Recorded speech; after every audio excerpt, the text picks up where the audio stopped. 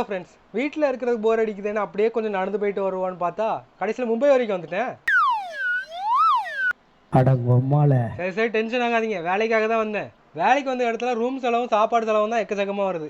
அதுவும் நமக்கு இந்த மராத்தி ஃபுட்லாம் ஒத்துக்க மாட்டேங்குதுங்க. சர்ரா இப்போ என்ன பண்ணலாம்னு யோசிக்கும் போது தான் பக்கத்தில் நம்ம தமிழ்கார ஒருத்தர் ஹோட்டல் போட்டிருக்காருன்னு பார்த்தேன்.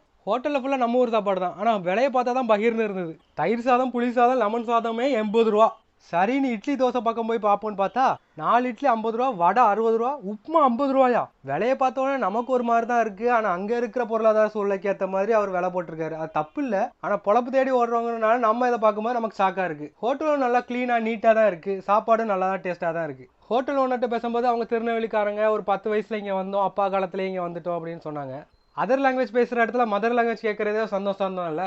இதெல்லாம் பார்க்கும்போது நம்ம வடமாநில தொழிலாளர்கள் மேலே ரொம்ப அதிகப்படியான ஒரு வெறுப்புணர்வை காட்டுறோமோன்னு தான் தோணுது. அவனும் உழைச்சி தானே சாப்பிட்றான், இன்னும் பிடிங்கி சாப்பிட்லையே. நாம் எப்படி ஊராக போய் வேலை தேடி அங்கே செட்டில் ஆகிறோமோ அதே தானே அவனும் பண்ணிட்டு. அதனால எப்பவும் வெறுப்புணர்வை பரப்பாமல் நிம்மதியாக உழைச்சி வாழ்றதுக்கான வழியை பார்ப்போம். ஏதோ வந்த இடத்துல பார்த்ததில் சொல்லணும்னு தோணுச்சு, சொல்லிட்டு. ஓகே பாய்ஸ் அண்ட் கேர்ள்ஸ், இன்னொரு வீடியோவில் பார்க்கலாம். பாய்.